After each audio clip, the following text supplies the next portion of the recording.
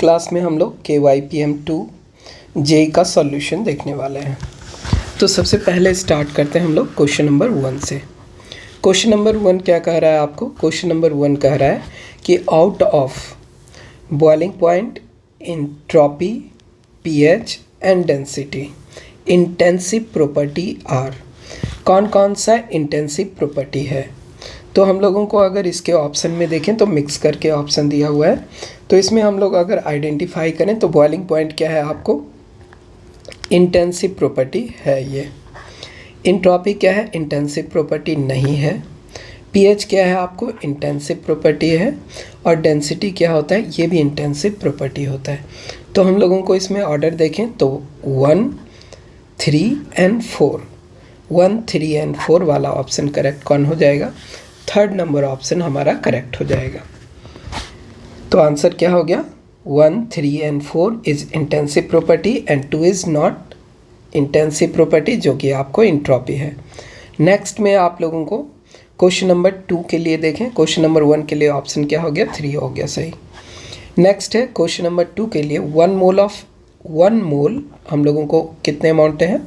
1 mole of ideal gas is allowed to expand reversibly and adiabatically. Reversible process होने का मतलब क्या है? रिवर्सिबल प्रोसेस होने का मतलब है कि हम लोगों को इक्विलिब्रियम स्टेबलाइज हो सकता है, और हम लोगों को आइडियाबेटिकली कहने का मतलब है कि हीट ट्रांसफ़र इसमें क्या होगा? इसमें हीट ट्रांसफ़र कहो, क्यू की वैल्यू हमारे लिए क्या हो जाएगी? 0 हो जाएगी। तो क्यू को अगर हम लोग 0 कंसीडर करें और इसमें टेम्परेचर क्या दिया गया है? 27 डिग्री सेल्सियस। तो इसके लिए हम लोगों को क्या होगा? इसमें हम लोगों को if work done by gas in the process is 3 kilo joule, the final temperature will be. तो आइडियाबेटिक कंडीशन में क्या होता है? इंटरनल एनर्जी जो होता है, चेंज इन इंटरनल एनर्जी आपको होता है किसके बराबर? ये इंटरनल एनर्जी चेंज होता है आपको हीट प्लस वर्क के बराबर। और आपको आइडियाबेटिक कंडीशन में हीट की कंडीशन क्या होनी चाहिए? हीट ट्रांसफ़र हमारा 0 हो जाएगा। तो जो भी वर्क डन हुआ है वो किसको इक्वल होगा? इंटरनल एनर्जी चेंज के बराबर हो जाएगा। तो अगर हम लोग इसी कंडीशन को चेक करें तो अकॉर्डिंग टू क्वेश्चन टेम्परेचर दिया हुआ है आपको T1, हम लोगों को फाइनल टेम्परेचर फाइंड आउट करना है T2, और आइडियाबेटिक कंडीशन में हीट ट्रांसफ़र की वैल्यू क्या हो रही है? हीट ट्रांसफ़र की वैल्यू 0 होगी। तो वर्क डन किसके बराबर होगा? चेंज इन इंटरनल एनर्जी के बराबर हो जाएगा। तो इसमें हम लोगों को वर्क डन क्वेश्चन दिया हुआ है, क्वेश्चन में दिया हुआ है 3 किलो जूल, और ये किसके बराबर होगा? इंटरनल एनर्जी चेंज आपको NCV dt के बराबर होता है। जब इसको हम लोग सॉल्व करते हैं CB की वैल्यू आपको क्या दी हुई है? CB की वैल्यू आपको 20 जूल पर केल्विन आप लोगों को 20 जूल पर केल्विन पर मोल दिया हुआ है। और इसके साथ साथ हम लोगों को क्या मल्टीप्लाई करना पड़ेगा? 1 मोल के लिए, सब्सटेंस के लिए। तो हम लोगों को डेल्टा T की वैल्यू कैसे फाइंड आउट होगी? Work done divided by N divided by CB।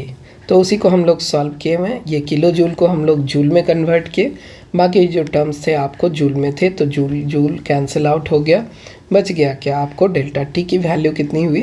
Delta T की वैल्यू आपको 150 केल्विन आ रहा है। तो फाइनल टेम्परेचर क्या हो जाएगा हमारा? T2 minus T1। इसकी वैल्यू आ रही है अगर 150, तो T2 हमारा क्या हो जाएगा? टेम्परेचर इंक्रीज़ हो जाएगा। किससे? ये वैल्यू हो जाएगा हमारा 450 केल्विन। तो हमारा ऑप्शन क्या हो जाएगा? हमारा ऑप्शन नंबर 2 करेक्ट हो जाएगा। नेक्स्ट है क्वेश्चन नंबर 3। इसमें क्या कह रहा है आपको? कह रहा है कि molar heat capacity of water in equilibrium with ice at constant pressure is. Molar heat capacity आपको पता होना चाहिए। हीट कैपेसिटी किसको रिप्रेजेंट करते हैं? हीट कैपेसिटी हम लोग CV या हम लोगों को CP, ये टर्म्स है।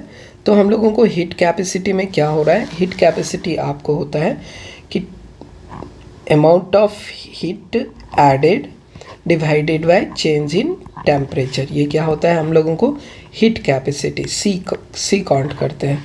तो अगर हम लोग जो भी टेम्परेचर देंगे इक्विलिब्रियम में, सॉलिड और वेपर, या कहो कि आपको किसके बीच इक्विलिब्रियम है? आपको इक्विलिब्रियम है वाटर एंड ये हम लोगों को लिक्विड एंड सॉलिड के बीच इक्विलिब्रियम है। तो अगर हम लोग जितना भी टेम्परेचर ऐड करेंगे या जितना भी हीट ट्रांसफ़र करेंगे उसके टेम्परेचर में राइज नहीं करेगा। इक्विलिब्रियम में क्या होगा, मोर अमाउंट ऑफ सॉलिड क्या होगा, लिक्विड में कन्वर्ट हो जाएगा, बट उसका टेम्परेचर अभी भी 0 डिग्री सेल्सियस को ही मेंटेन करके रखेगा। तो इस कंडीशन में हम लोगों को डेल्टा टी की वैल्यू क्या हो जाती है, डेल्टा टी की वैल्यू हम लोगों को टेम्परेचर चेंज की वैल्यू क्या हो जाती है, टेम्परेचर चेंज की वैल्यू अगर 0 होती है तो इसके कारण हम लोगों को हीट कैपेसिटी की वैल्यू क्या हो जाएगी, इन्फिनिटी हो जाएगी। कहने का मतलब आप कितना भी टेम्परेचर दो, इसका कितना भी हीट ट्रांसफ़र करो, टेम्परेचर इसका राइज नहीं करेगा। नेक्स्ट है क्वेश्चन नंबर, तो आंसर इसमें क्या करेक्ट होगा, आंसर नंबर इसमें 2 करेक्ट होगा। क्वेश्चन नंबर 4 में क्या कह रहा है आपको, क्वेश्चन नंबर 4 में कह रहा है कि हीट ऑफ रिएक्शन, एक इक्वेशन दिया हुआ है आपको, इसमें ग्लूकोज का रिएक्शन इसमें क्या कर रहा है, C6H12O6 का रिएक्शन आपको 6CO2 ये फॉर्म क्या कर रहा है, 6 carbon dioxide plus 6 water gas, इसका फॉर्मेशन कर रहा है एट कांस्टेंट प्रेशर। इसमें डेल्टा H की वैल्यू क्या दी हुई है, इंथैल्पी ऑफ रिएक्शन कहो या हीट ऑफ रिएक्शन कहो, इसकी वैल्यू क्या दी हुई है, इसकी वैल्यू दी हुई है क्वेश्चन नंबर 4 में। इसकी वैल्यू कितनी दी हुई है, इसकी वैल्यू दी हुई है आपको, रिएक्शन क्या था आपको,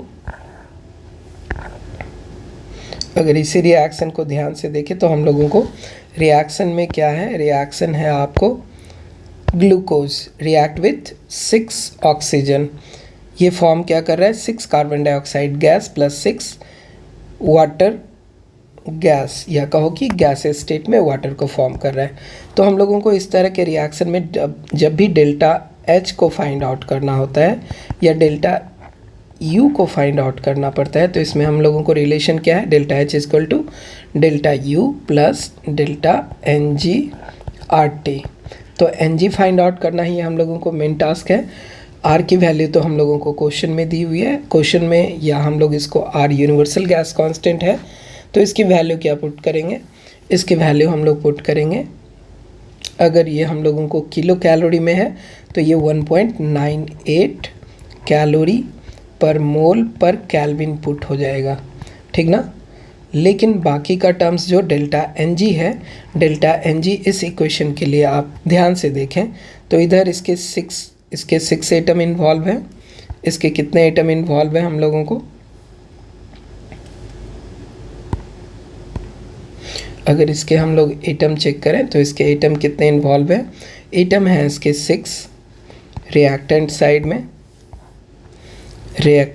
में 6 है, प्रोडक्ट साइड में हमारा 6 + 6 12 है, तो 12 - 6 Ng की वैल्यू कितनी हो जाती है, 6 हो जाती है। बाकी जो हम लोगों को एट कांस्टेंट प्रेशर वैल्यू दिया हुआ है, ये वैल्यू है 651, और 17 डिग्री सेल्सियस पे हम लोगों को कैलकुलेट करना है heat transfer at constant volume, या कहने का मतलब है इंटरनल एनर्जी। तो इसी की वैल्यू को हम लोग अगर ट्रांसफ़र करें तो डेल्टा H क्या हो जाएगा, डेल्टा H में हम लोगों को डेल्टा U क्या हो जाएगा, डेल्टा H माइनस NG/RT। इसमें अगर हम लोगों को ये टर्म्स दिया हुआ है, ये वैल्यू फाइंड आउट करना है, और डेल्टा Ng की वैल्यू कितनी है, डेल्टा Ng की वैल्यू आपको 6 है।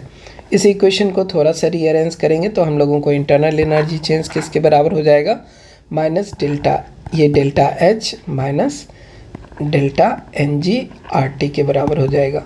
और इसी इक्वेशन को हम लोग यहाँ पे सॉल्व कर रहे हैं, इसमें हम लोगों को R की वैल्यू कैलोरी में चाहिए, तो ये 1.98 कैलोरी यूज़ करेंगे, ठीक है। फिर इसके साथ यूनिट क्या होता है, कैलोरी के साथ साथ इसका यूनिट होता है R का, आपको जूल, ये कैलोरी पर मोल पर केल्विन। इधर आपको 6 मोल था तो 6 मोल कैंसिल आउट हो गया, इधर आपको टेम्परेचर क्या था, केल्विन में था, टेम्परेचर आपको केल्विन में था तो केल्विन कैंसिल हो गया, मोल कैंसिल आउट हो गया, बच क्या गया आपको, कैलोरी बच गया। कैलोरी को जब हम लोग सॉल्व कर रहे हैं तो ये हम लोगों को ये भी नेगेटिव साइन और ये भी नेगेटिव साइन दोनों ऐड हो जाएगा। ये वैल्यू हम लोगों को कैलोरी आ रहा है, सिंपल कैलोरी, और ये किलो कैलोरी है। दोनों को हम लोग किलो कैलोरी में कन्वर्ट करते हैं, तो किलो कैलोरी में कन्वर्ट करने के बाद दूसरे वाली वैल्यू कितनी हो रही है, जब इसको मल्टीप्लाई कर रहे हैं तो ये सेम वैल्यू आपको कैलोरी में, और इसी को हम लोग क्या कन्वर्ट किए हैं, किलो कैलोरी में कन्वर्ट किए हैं, तो 3 डेसिमल प्लेस को आगे शिफ्ट किए, ठीक है। तो ये वैल्यू यूनिट क्या हो गया आपको, किलो कैलोरी हो गया। जब दोनों सेम यूनिट में हुआ तभी इसको हम लोग ऐड या सब्सट्रैक्ट कर सकते हैं। तो साइन अगर दोनों का माइनस है तो ये दोनों ऐड हो जाएंगे। तो इसी के साथ हम लोगों को मेन फाइनल डेल्टा यू की वैल्यू क्या हो गई, इंटरनल एनर्जी चेंज की वैल्यू हो गई -654.45, जिसको हम लोग क्या कर सकते हैं, अप्रॉक्स में कह सकते हैं -654.5 किलो कैलोरी कह सकते हैं। तो यही आंसर है आपके नोट्स का। अगर इसके क्वेश्चन ऑप्शन में यही आंसर है आपको बी नंबर या 2 नंबर ऑप्शन। नेक्स्ट है क्वेश्चन नंबर 5। क्वेश्चन नंबर 5 में क्या कह रहा है, इस system does 100 joule work on surrounding and absorb 150 joule of heat, calculate the change in internal energy. तो आपको अगर इस सिस्टम के लिए बात करें तो सिस्टम में आप ध्यान से देखिए, सिस्टम क्या कर रहा है, एक आपको वर्क परफॉर्म कर रहा है, कितने का, 100 जूल का सराउंडिंग पे कर रहा है, तो इसकी एनर्जी क्या होगी, कम होगी। और एनर्जी कितने एब्जॉर्ब कर रहे हैं, ये एनर्जी एब्जॉर्ब कर रहा है 150 जूल। तो कहने का मतलब इंटरनल एनर्जी इसका इंक्रीज कितने से हो गया, 150 जूल से, और इसका डिक्रीज क्या हुआ है, 100 जूल डिक्रीज हुआ है। तो नेट चेंज इसका क्या होगा, इंटरनल एनर्जी का नेट चेंज आपको 50 जूल का इसका इंटरनल एनर्जी चेंज हो जाएगा। तो ऑप्शन देखते हैं, ऑप्शन में हम लोगों को क्या था, 5 के ऑप्शन में हम लोगों को ऑप्शन नंबर ये भी 2 हो गया। नेक्स्ट है क्वेश्चन नंबर 6। क्वेश्चन नंबर 6 में क्या कह रहा है आपको, if enthalpy of vaporization of substance X, ये लिक्विड स्टेट में है, इसकी मोलर मास की वैल्यू भी दी हुई है 30 ग्राम पर मोल, इज़ 300 जूल पर ग्राम। 300 जूल पर ग्राम कहने का मतलब अगर 1 मोल को हम लोग वेपराइज करेंगे तो इसमें किससे मल्टीप्लाई करना होगा, आपको 30 से मल्टीप्लाई करना होगा, क्योंकि 1 ग्राम के लिए अगर 300 जूल है तो हम लोगों को 30 ग्राम के लिए इसमें 30 से मल्टीप्लाई करना होगा। नेक्स्ट है इसका इट्स बॉइलिंग पॉइंट दिया हुआ है, बॉइलिंग पॉइंट भी आपको दिया हुआ है 300 Kelvin. Then molar entropy change for the reversible condensation process is. Reversible condensation process के लिए हम लोगों को चाहिए, तो हम लोग इसके लिए देखते हैं कि अगर हम लोगों को सब्सटेंस में क्या है, वेपराइजेशन हो रहा है, वेपराइजेशन के लिए जो भी वैल्यू दिया हुआ है इसके जस्ट नेगेटिव साइन ये जितना भी एनर्जी रिलीज़ कर रहा है ये क्या कर रहा है, एनर्जी एब्जॉर्ब कर रहा है। पॉजिटिव है डेल्टा एच की वैल्यू, तो ये एनर्जी एब्जॉर्बिंग है। तो कंडेंसेशन में ये क्या करेगा, एनर्जी रिलीज़ करेगा। तो इसमें हम लोग ऑप्शन देखते हैं। 6 नंबर क्वेश्चन में आपको क्या दिया हुआ है, 6 नंबर क्वेश्चन में डेल्टा एस की वैल्यू हम लोगों को फाइंड आउट करनी है। डेल्टा एस की वैल्यू अगर हम लोगों को देखें, हीट ट्रांसफ़र, इसमें हम लोगों को क्या कह रहा है, then molar entropy change. Entropy change किसके बराबर होगा, इंट्रोपी चेंज बराबर होगा आपको, इंट्रोपी हम लोग कहते हैं हीट ट्रांसफ़र। अगर किसी के लिए भी हीट ट्रांसफ़र हो फॉर रिवर्सिबल रिएक्शन, ये ध्यान में रखिएगा कि इस रिएक्शन के लिए, फॉरवर्ड रिएक्शन के लिए नहीं पूछ रहा है, रिवर्सिबल रिएक्शन के लिए पूछ रहा है। अगर ये रिवर्सिबल रिएक्शन के लिए हम लोगों को हीट ट्रांसफ़र या इंट्रोपी चेंज के लिए पूछ रहा है, तो इंट्रोपी चेंज के लिए हम लोगों को क्वेश्चन क्या होगा, heat transfer divided by temperature, किस पार्टिकुलर टेम्परेचर पे हीट को ट्रांसफ़र किया गया है वही इसके इंट्रोपी चेंज की वैल्यू होगी। तो अगर फॉरवर्ड डायरेक्शन में ये हम लोगों को पॉजिटिव वैल्यू शो कर रहा था, तो रिवर्स डायरेक्शन में ये क्या होगा, माइनस साइन के साथ होगा। और टेम्परेचर किस पे, जो जिस बॉइलिंग पॉइंट पे ये वेपराइज हो रहा होगा वही इसका बॉइलिंग पॉइंट यहाँ पे नज़र आना चाहिए। तो हम लोग अगर देखें कि टोटल हीट ट्रांसफ़र कितना हुआ है, तो इंथैल्पी की वैल्यू दी हुई थी आपको किस यूनिट में, जूल, 300 जूल पर ग्राम, कहने का मतलब 1 ग्राम के लिए। तो 1 मोल के लिए इंट्रोपी चेंज की वैल्यू फाइंड आउट करनी है, तो 1 मोल का वेट क्या दिया हुआ था, 30 ग्राम। तो 30 ग्राम से हम लोग इसमें मल्टीप्लाई किए, तो ये वाला टर्म्स हमारा ग्राम को कैंसिल आउट कर दिया, डिवाइडेड बाय हम लोगों को पर मोल बचा हुआ है, नीचे आप लोगों को केल्विन बचा हुआ है। तो हमारा यूनिट क्या हो जाएगा, अगर हम लोग इंट्रोपी चेंज के लिए बात करें तो ये आपको जूल पर मोल पर केल्विन में आएगा। और इसकी यूनिट क्या होगी, इसकी यूनिट आपको माइनस साइन के साथ होगा। सभी साइड आपको माइनस क्यों लगा रहे हैं, क्योंकि प्रोसेस आपको इंट्रोपी चेंज किसके लिए पूछ रहा है, रिवर्सेबल रिएक्शन के लिए। तो रिवर्सेबल रिएक्शन में जो भी हम लोगों को फॉरवर्ड रिएक्शन में जो भी हीट ट्रांसफ़र है उसके जस्ट अपोजिट डायरेक्शन में, तो हम लोगों को इसके लिए क्या हो गया, साइन चेंज हो जाएगा। ऑप्शन नंबर हमारा क्वेश्चन में -30 जूल होगा। -30 जूल को अगर हम लोग ध्यान से देखें तो ये ऑप्शन नंबर 3 पे प्रेजेंट है। नेक्स्ट है क्वेश्चन नंबर 7 के लिए अगर हम लोग चेक करें तो क्वेश्चन नंबर 7 का रिलेशन क्या है आपको, the correct relationship between the free energy change in A reaction and the corresponding equilibrium constant is के। तो आपको ये ध्यान में होना चाहिए क्वेश्चन नंबर 7 ये किस पे बेस्ड है, डेल्टा जी, ये इक्वेशन इस पे बेस्ड है, delta G equal to G naught, delta G equal to G naught R T L N के पे बेस्ड है। और एट इक्विलिब्रियम हम लोगों को डेल्टा जी की वैल्यू क्या हो जाएगी, डेल्टा जी की वैल्यू 0 हो जाएगी। तो जी नॉट की वैल्यू के इसके बराबर है, जी नॉट की वैल्यू आपको -RT/ln(k) के बराबर है। ये ln नेचुरल लॉग और ये k क्या है, इक्विलिब्रियम कांस्टेंट। इसी में हम लोगों को अगर माइनस साइन को इस साइड ट्रांसफ़र कर ले तो हम लोगों को इसके टर्म्स हो सकते हैं, ये टर्म्स क्या हो सकता है, -G not equal to RT/ln(k) हो सकता है। ठीक है, तो हम लोग अपने ऑप्शन को अगर ध्यान से देखें तो ऑप्शन में क्या दिया हुआ है, -G नॉट वाला टर्म्स दिया हुआ है, ये इक्वेशन दिया हुआ है। तो ऑप्शन नंबर 1 इसका क्या होगा, करेक्ट ऑप्शन होगा। नेक्स्ट है 8 नंबर क्वेश्चन, ये आपको क्या कर रहा है, enthalpy of formation of compound is always positive, is negative, always negative, can be negative और कैन बी पॉजिटिव और नेगेटिव। तो इसमें करेक्ट ऑप्शन क्या है कि किसी भी सब्सटेंस के फॉर्मेशन की वैल्यू क्या हो सकती है, कभी आपको पॉजिटिव या कभी आपको नेगेटिव, दोनों वैल्यू पॉसिबल है। मैक्सिमम कंडीशन में एंथैल्पी ऑफ फॉर्मेशन हम लोगों को क्या वैल्यू होती है, एंथैल्पी की वैल्यू हम लोगों को पॉजिटिव निगेटिव होती है, एनर्जी रिलीजिंग प्रोसेस होता है। लेकिन कभी कभी आप लोगों को एनर्जी एब्जॉर्बिंग प्रोसेस भी हो सकता है, इसलिए कैन बी पॉजिटिव और कैन बी निगेटिव, दोनों आंसर हम लोगों को करेक्ट है। तो ऑप्शन नंबर 4 करेक्ट हुआ। नेक्स्ट है आप लोगों को क्वेश्चन नंबर 9 के लिए चेक करें।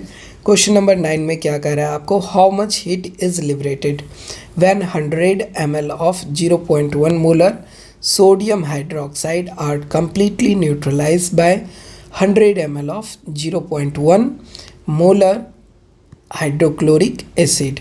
तो देखिए इसमें मोलरिटी क्या दिया हुआ है, मोलरिटी आपको 0.1 दिया है और वॉल्यूम ऑफ सॉल्यूशन क्या दिया हुआ है आपको, 100 ml दिया हुआ है। तो अगर ये 1 लीटर के लिए बात करते हैं और 1 mole of strong acid and strong base react करता, तो उसके लिए एंथैल्पी, ये हम लोगों को न्यूट्रलाइजेशन एनर्जी की वैल्यू कितनी होती है, 57 किलो जूल होता है। लेकिन हम लोगों को यहाँ पे क्वांटिटी क्या किया गया है, 10 टाइम कम किया गया है और मोलरिटी को भी 10 टाइम से कम किया गया है।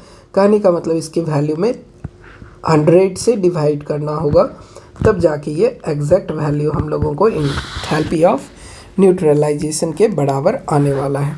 तो इसी के लिए कैलकुलेशन अगर आप ध्यान से देखोगे तो इसका आंसर आपको क्या हो जाएगा, इसका आपको एनर्जी क्या होने वाला है, न्यूट्रलाइजेशन में एनर्जी रिलीजिंग प्रोसेस है और एनर्जी रिलीजिंग प्रोसेस है तो इसकी वैल्यू कितनी होगी, ये ऑप्शन नंबर 2 करेक्ट है। नेक्स्ट है question number 10, enthalpy change of reaction. इसमें हम लोगों को एंथैल्पी चेंज ऑफ रिएक्शन हम लोगों को क्या कर रहा है, एंथैल्पी ऑफ फॉर्मेशन की वैल्यू दी हुई है हाइड्रोजन गैस के फॉर्मेशन की। ये एनर्जी रिलीज़ कर रहा है 104 किलो कैलोरी रिलीज़ कर रहा है।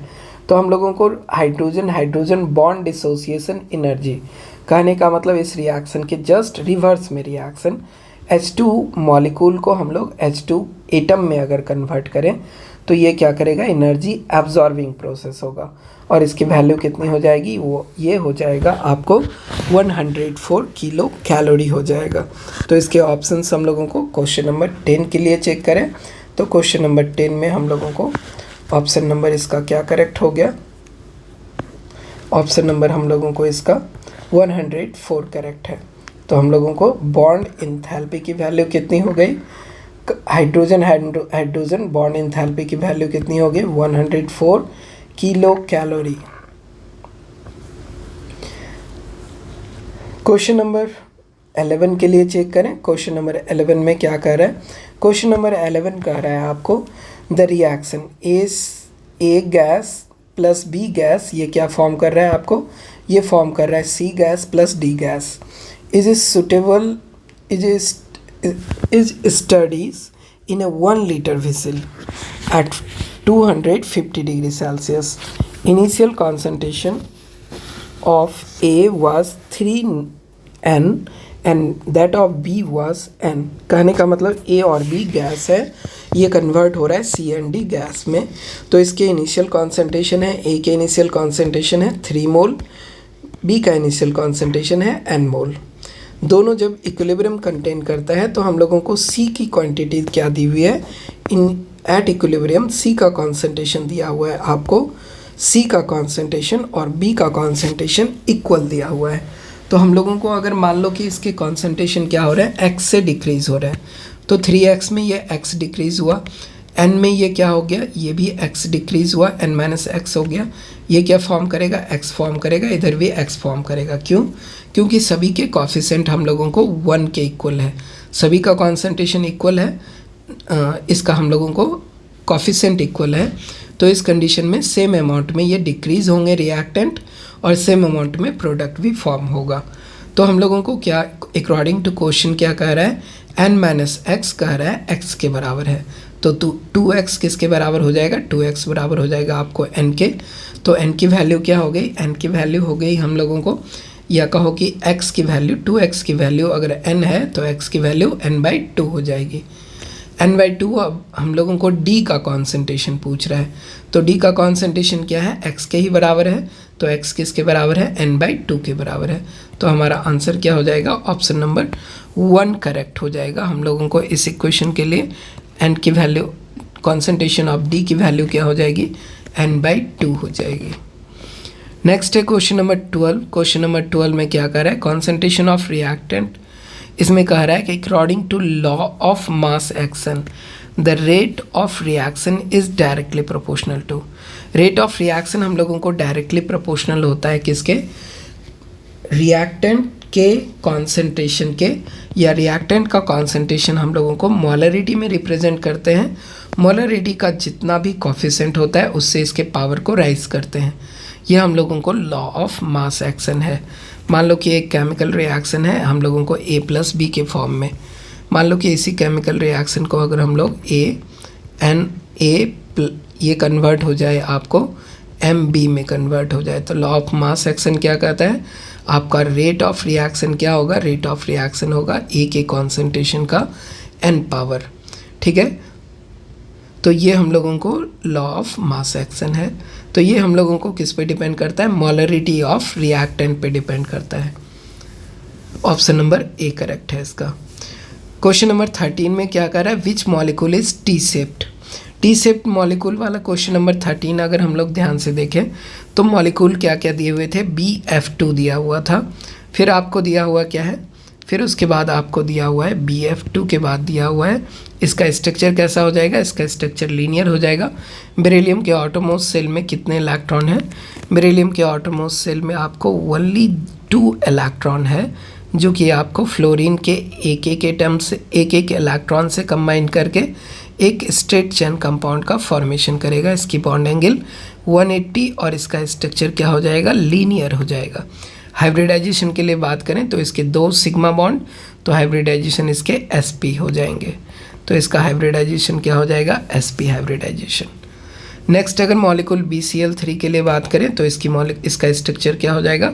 इसका स्ट्रक्चर आपको ट्राइगोनल प्लेनर हो जाएगा। इसकी हाइब्रिडाइजेशन sp2 और बॉन्ड एंगल आपको 120 का।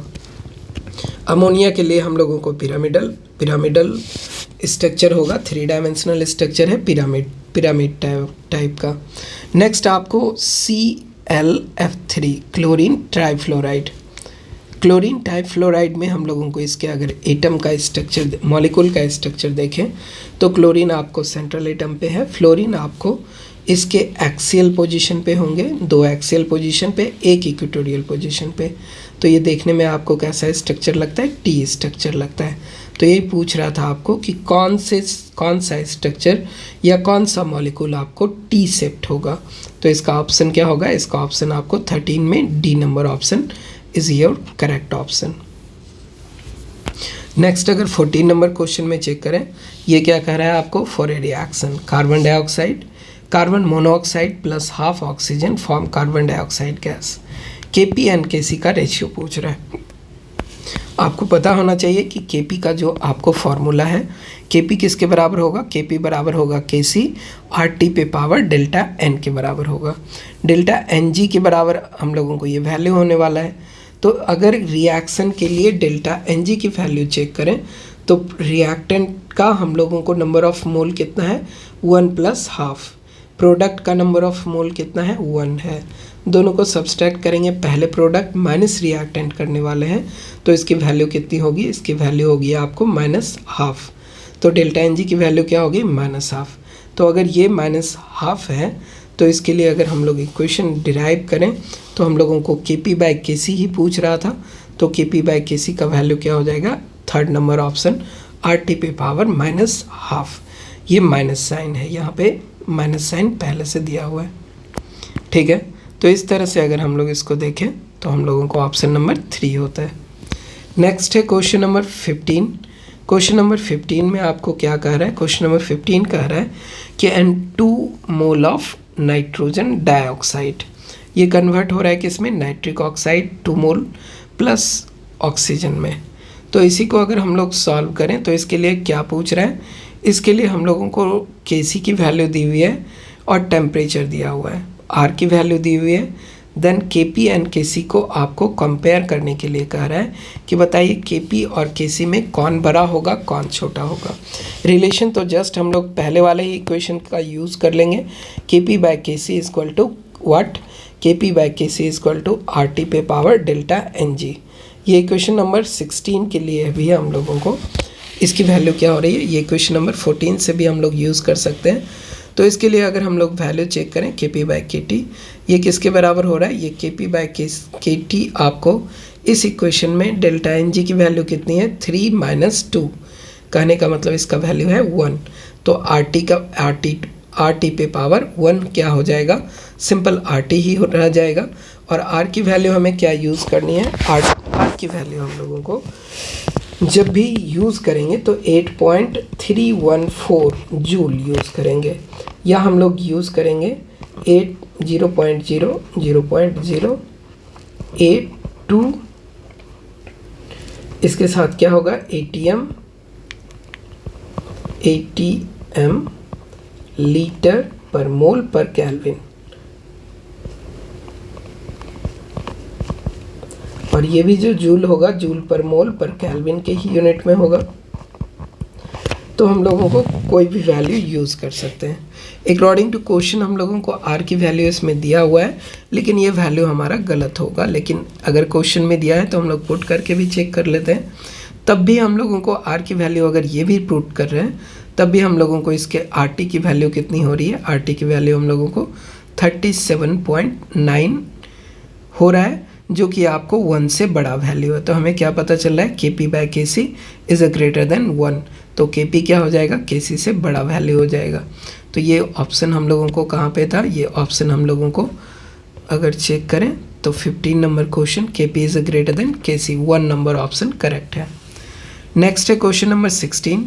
इसमें आप लोगों को क्वेश्चन अगर ध्यान से देखें तो इसमें क्या कह रहा है, इन ए केमिकल इक्विलिब्रियम, हम लोगों को टर्म्स क्या कह रहा है, केमिकल इक्विलिब्रियम के लिए equilibrium constant is found to be 2.5 if the rate of backward reaction is 3.2 into 10⁻⁻2 rate constant for forward reaction. आपको एक रिएक्शन याद रखना पड़ेगा, एक इक्वेशन याद रखना पड़ेगा, क्या, के इक्विलिब्रियम इज इक्वल टू के फॉरवर्ड डिवाइडेड बाय के बैकवर्ड। के क्या है, इक्विलिब्रियम कांस्टेंट है, के एफ क्या है, फॉरवर्ड रिएक्शन का इक्विलिब्रियम कांस्टेंट, के बी क्या है, बैकवर्ड रिएक्शन का इक्विलिब्रियम कांस्टेंट। आपको क्या पूछ रहा है, फॉरवर्ड डायरेक्शन के लिए इक्विलिब्रियम कांस्टेंट पूछ रहा है। तो फॉरवर्ड डायरेक्शन के लिए इक्विलिब्रियम कांस्टेंट क्या हो जाएगा, rate constant of forward reaction. तो rate constant of forward reaction क्या हो जाएगा आपको, ये इक्वल हो जाएगा equilibrium constant into backward reaction. तो बैकवर्ड रिएक्शन की वैल्यू को मल्टीप्लाई करेंगे इक्विलिब्रियम से, ये टर्म्स क्या हो जाएगा आपको K forward is equal to K equilibrium, ये वाला टर्म्स हम लोगों को यूज़ करना है। इसकी वैल्यू क्या हो रही है, जब इस दोनों को मल्टीप्लाई करेंगे तो ये 8 के बराबर हो रहा है, 8 इंटू 10⁻², ये इसका वैल्यू हो जाएगा।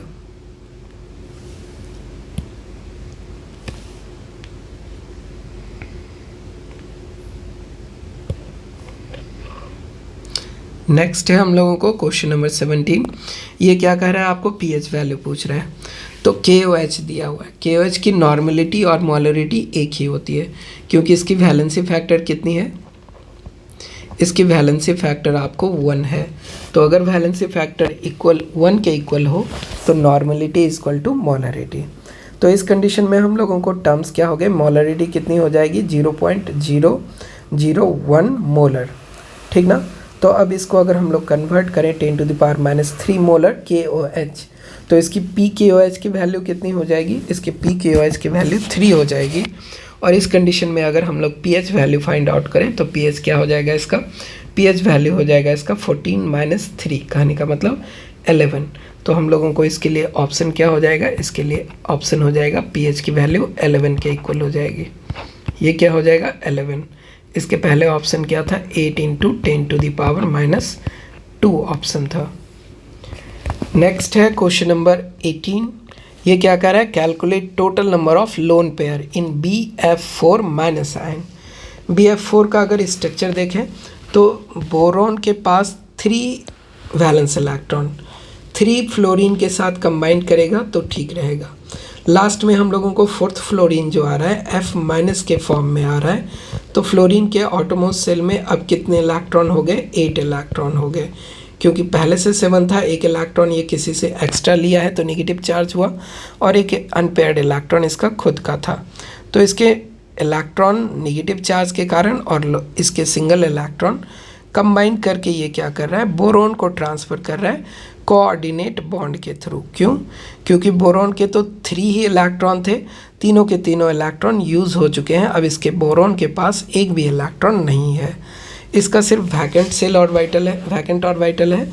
तो इसके वैकेंट ऑर्बिटल में F- आयन क्या कर रहा है, लोन पेयर को ट्रांसफ़र कर रहा है, और इसका हम लोगों को क्या हो जाएगा, इसमें जो अब स्ट्रक्चर हुआ यही स्ट्रक्चर है। तो जो भी लोन पेयर है यहाँ पे, सारे के सारे लोन पेयर किसके कारण है, फ्लोरीन के कारण, और हर फ्लोरीन पे 3 पेयर ऑफ लोन पेयर है। तो total number of lone pair क्या हो जाएगा, नंबर ऑफ फ्लोरीन इंटू 3, तो 4 into 3, total 12 lone pair of electron present हैं इसमें। तो इसका आंसर क्या हो जाएगा, इसका आंसर हो जाएगा 12। कह रहा है calculate total number of lone pair, तो लोन पेयर क्या हो जाएगा 12 answer. How much heat is liberated when 100 ml of 0.1 molar sodium hydroxide are completely neutralized by 100 ml of 0.1 molar। इस क्वेश्चन में अगर ध्यान से देखें तो हम लोगों को क्या कह रहा है, इसमें हम लोगों को कह रहा है heat of neutralisation.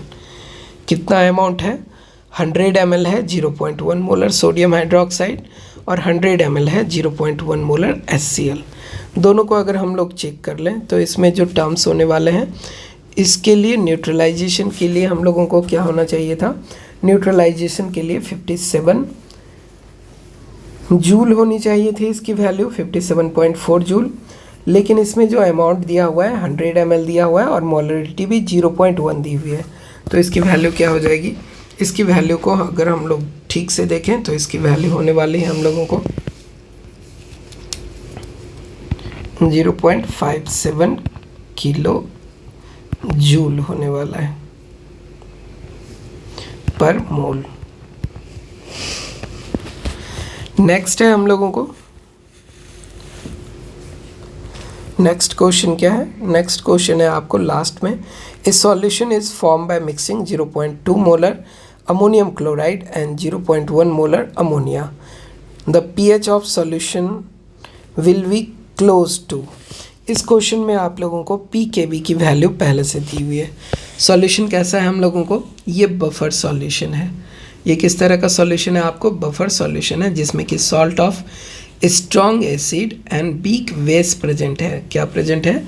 Weak base plus salt of strong acid present है। स्ट्रॉन्ग एसिड में हम लोगों को सॉल्ट ऑफ स्ट्रॉन्ग एसिड, तो ये बफर कैसा हो जाएगा? Basic buffer. बेसिक बफर के लिए आपको पीकेबी की वैल्यू क्या होती है? पीओएच की वैल्यू क्या होती है? ये वैल्यू होती है pKb plus log concentration of salt divided by concentration of base. तो इसी वैल्यू को हमें पुट करना है। पीकेबी का वैल्यू आपको क्वेश्चन में पहले से दिया हुआ है। इसकी वैल्यू कितनी है? 4.75। लॉग सॉल्ट का कॉन्सेंट्रेशन कितना है? सॉल्ट का कॉन्सेंट्रेशन आपको अगर ध्यान से देखें तो सॉल्ट का कॉन्सेंट्रेशन आपको 0.2 मोलर है, 0.2 मोलर है। बेस का कॉन्सेंट्रेशन आपको क्या है? 0.1 मोलर है। दोनों को सॉल्व कीजिएगा तो ये 2/1 आ रहा है। तो log 2 की वैल्यू कितनी होती है? log 2 की वैल्यू 0.3010 होती है। तो इसको अगर हम लोग पहले वाले वैल्यू में ऐड कर दें तो इसकी वैल्यू क्या हो जाएगी? POH की वैल्यू निकलेगी। और POH का वैल्यू जैसे ही आपको मिल गया तो आप pH का वैल्यू फाइंड आउट कर सकते हैं। तो इसी चीज़ को हम लोग यहाँ पे कैलकुलेट किए हैं। PKB का वैल्यू ये हो गया, ये वैल्यू हम लोगों को log 2 रिप्रेजेंट कर रहा है। जो भी ऐड किए तो ये वैल्यू क्या हो गया? 5.051। ये हो गया POH की वैल्यू। POH के बाद हम लोगों को H प्लस आयन कॉन्सेंट्रेशन चाहिए, pH चाहिए, तो ये 14 माइनस POH हो गया। तो इसकी वैल्यू कितनी हो जाएगी? 8.94949। टेम्परेचर भी इम्पॉर्टेंट है। At T = 25 degree Celsius. तो ये हमारा ऑप्शन क्या हो जाएगा? ये 8.95 हो जाएगा। इसका आंसर क्या होने वाला है? 8.95। तो इस तरह से हम लोग इसके सारे क्वेश्चन कर लिए हैं। नेक्स्ट इसके बाद हम लोग क्वेश्चन देखेंगे। नेक्स्ट क्वेश्चन हम लोग आगे के वीडियो में देखेंगे। ठीक है बच्चे?